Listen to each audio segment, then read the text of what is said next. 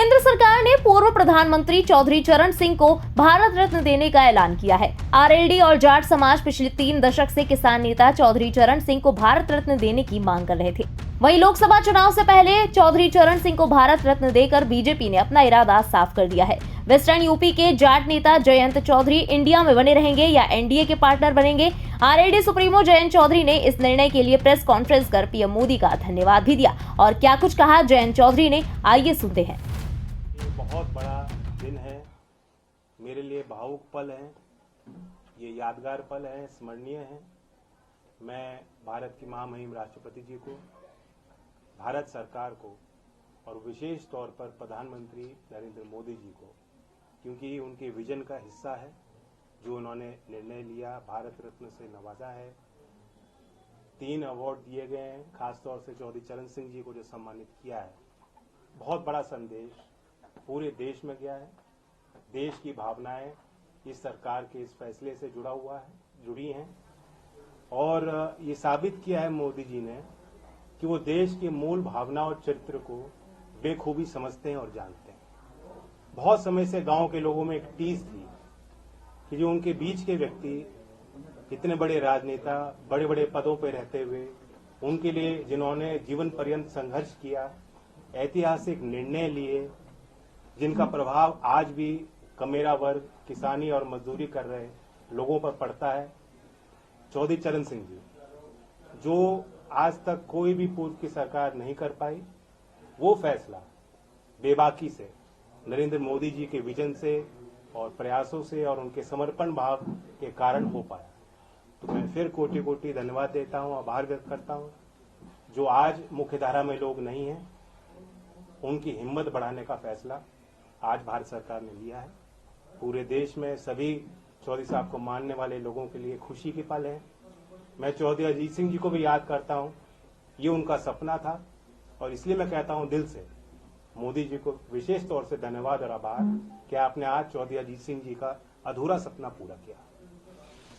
जैन जी, इस फैसले को चुनावी बताया जा रहा है। इस फैसले को चुनावी बताया जा रहा है, चाहे वो चौधरी चरण सिंह जी की बात करें या पीवी नरसिम्हा राव की बात करें, और खासतौर पे चौधरी चरण सिंह जी को भारत रत्न देने के बारे में कहा जा रहा है कि एक चुनावी फैसला है। लोकसभा चुनाव के मद्देनजर यह फैसला लिया गया है ताकि आप एनडीए में शामिल हो सके। इस पर आपकी क्या प्रतिक्रिया है? मुझे इतना वजन ना दें, चुनाव हारे हों जीते हों, मैं गठबंधन में जा रहा हूं, कितनी सीट मिल रही हैं, ये कोई मसला ही नहीं। आज को वो फैसला लिया गया है जो पीढ़ी दर पीढ़ी याद रहेगा। चौधरी चरण सिंह के वैचारिक दृष्टिकोण को, उनके संघर्षों को, उनके किए गए कार्यों को हमेशा जिंदा रखने वाला फैसला है।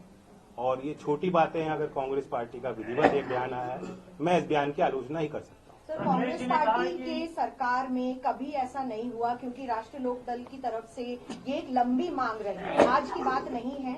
और क्या आपको लग रहा है कि इस वक्त आप जिस तरीके से भारतीय जनता पार्टी या जो शीर्ष नेतृत्व है उसको आप थैंक यू बोल भी रहे हैं, क्या पहली जो सरकारें थी उनमें ये किसान के प्रति इतना संभाव नहीं था कि वो दे सकते थे उनको? देखिए, सीमित लोगों के इर्द गिर्द भारत की सत्ता रही है।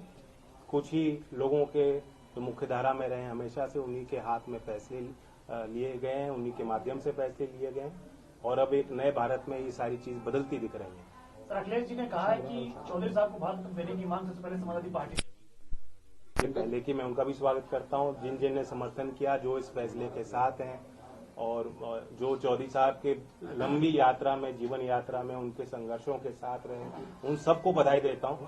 ये अकेली कोई हमारी जीत नहीं है, सबकी जीत है और श्रेय सबको जाना चाहिए। पाने की अब आप भाजपा के साथ हाथ मिलाने के लिए तैयार हो, आप भाजपा के साथ हाथ मिला रहे हैं? देखिए, कोई कसर रहती है, आज मैं किस मुंह से इनकार करूं आपके सवाल। जो आपने बात पूछा कि कांग्रेस में पहले निर्णय नहीं लिया गया, मैं तो अंदर से जानता हूं कितनी बार चौधरी अजीत सिंह जी के मन में बात उठी, कितने बार उन्होंने प्रयास किए। बहुत मुश्किल से फिर एक बड़ा अच्छा कदम लिया गया था यूपीए 2 के टाइम कि लखनऊ उस समय अमौसी एयरपोर्ट था, वहां चौधरी साहब की प्रतिमा, विशाल प्रतिमा लगाई गई और उसका नाम बदला गया, चौधरी चरण सिंह जी के नाम से आज वो एयरपोर्ट है। मैं जानता हूं कितने गदगद हुए थे चौधरी अजीत सिंह जी उस फैसले से। आज अगर चौधरी अजीत सिंह जी जिंदा होते कितने प्रसन्न होते, ये मैं अच्छी तरह समझ सकता तो हूँ। मतलब ये जैन जी ये मान लें कि अब आप भारतीय जनता पार्टी के साथ उनके शर्तों के अनुसार उनको ज्वाइन करेंगे और फिर आप यूपी में चुनाव। देखिए, आज कोई शर्त और सीट और चुनाव की बात करना आज के दिन के महत्व को छोटा करना होगा। ये दिन, ये पल बार बार नहीं आते और इस जश्न में सब लोग शामिल हैं। बीजेपी से सर दूरियां कम हो गई है, इस बात को मान लें हम लोग। जब मैं इतनी बड़ी बधाई दे रहा हूं, प्रधानमंत्री जी ने आज वो फैसला लिया जो साबित करता है कि देश के मूल भावना और चरित्र को समझते हैं। चौधरी चरण सिंह जी के हर एक अनुयायी के दिल को जीतने का काम आज मोदी जी ने किया। सर, आपका एक चवन्नी वाला जो बयान था बहुत सोशल मीडिया पे वायरल हुआ और जगह जगह लोगों ने उसको देखा, आज आप उसको कैसे देखते हैं? मैं अपनी एक भी ट्वीट डिलीट नहीं करूंगा। जिस समय पे मेरी भावना होती है उस अनुरूप परिस्थितियों के अनुरूप अपनी बात रखता हूं और मैं कहता हूं राजनीति में जो विपक्ष बात कहता है उसे भूल जाना चाहिए, जो सरकार बात रखती है उसे याद रखना चाहिए। जैन जी एक सवाल सर जब आप घोषणा कर चुके हैं कि आप एनडीए के साथ अब जा रहे हैं, नहीं, आज एनडीए की मैंने कोई घोषणा नहीं की है। नहीं मैं आपने सिर्फ कहा कि कसर तो रही नहीं है। कसर तो कोई कसर रह गई है, बताओ। इतना बड़ा फैसला लिया हो। ऐसे में अगर आप सीटों के बारे में भी चर्चा कर ले तो मैं कहा सीटों की कोई बात ना मैं आपके साथ करूंगा, ना मैं किसी प्रधानमंत्री या सरकार में शामिल लोगों के साथ बैठ कर करूंगा, बीजेपी के किसी व्यक्ति के साथ नहीं करूंगा। आज तो मैं उनको धन्यवाद देता हूँ। चार किसान समीकरण पे आप अगर बता सकें कि एक सवाल, ये वाकई में आज बहुत बड़ा दिन है आपके लिए और किसान समाज के लिए, खासतौर पर पश्चिमी उत्तर प्रदेश की बात करें, जिस तरीके से चौधरी चरण सिंह जी को भारत रत्न मिला है, लेकिन क्या इससे अग्निवीर का मुद्दा खत्म हो जाता है? क्या इससे किसानों की एमएसपी की मांग जो जिस पर आप लगातार संघर्ष करते रहे थे वो मुद्दा खत्म हो जाता है? क्या इससे जो 1.5 साल दिल्ली की सीमा पर किसान आंदोलन चला जिसमें कई किसानों की जान गई, जो मुद्दा आप उठाते रहे वो मुद्दा खत्म हो जाता है? इसका आप क्या जवाब देंगे? इसी सवाल में मेरा भी सवाल है, इन्हीं के सवाल में ठीक है कि अभी जो 16 तारीख को और मार्च में जो किसान आंदोलन होने वाले हैं जिसको लेकर महापंचायत चल रही है, आपके क्षेत्र से भी किसान दिल्ली कूच करने की तैयारी कर रहे हैं, क्या अब आप उनसे बातचीत करेंगे कि नहीं? आप बीजेपी पर या केंद्र सरकार पर भरोसा? मैं इतना ही कहूंगा कि लोग ये सारे इन सवालों से जुड़े हुए जो लोग हैं, जो अपनी बात रखते हैं, लोकतंत्र में शिकायतें भी होती हैं, आंदोलन भी होते हैं, समस्या भी उठती हैं और ऐसा कोई एक हल नहीं निकाला जाता कि सारी समस्या आज तक जो है वो फिर खत्म हो जाए, समाप्त हो जाए और आगे कभी होए ना। तो ये एक सतर्क प्रयास होता है भारत सरकार का, जो किसानों के प्रति जो उनके भाव हैं, गांव के और कमेरा वर्ग के प्रति जो उनकी इच्छाएं हैं, जो समर्पण है, जो इच्छा शक्ति है, आज उसे उन्होंने प्रदर्शित किया और लोग हिम्मत ले सकते हैं इस निर्णय से कि अगर कोई सरकार चौधरी चरण सिंह जी को इतना बड़ा सम्मान दे सकती है तो जो मुद्दे चौधरी चरण सिंह जी के अहम मुद्दे रहे, जिनके लिए उन्होंने काम किया, जिस वर्ग के उत्थान के लिए उन्होंने प्रयास किए, उनकी बात भी मानी जाएगी।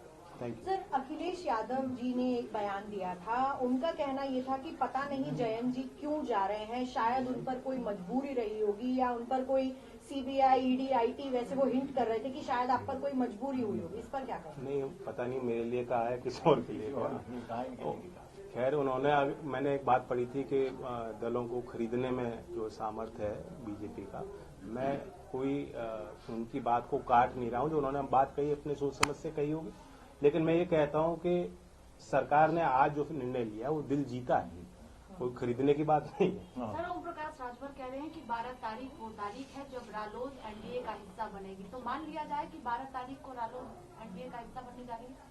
पता नहीं, मुझे जानकारी नहीं। ओम प्रकाश राजभर जी को अच्छी जानकारी है। चौधरी अजीत सिंह जी का जन्म दिवस है, हम तो मनाएंगे उस तारीख। ब्यूरो रिपोर्ट, इंडिया पब्लिक खबर।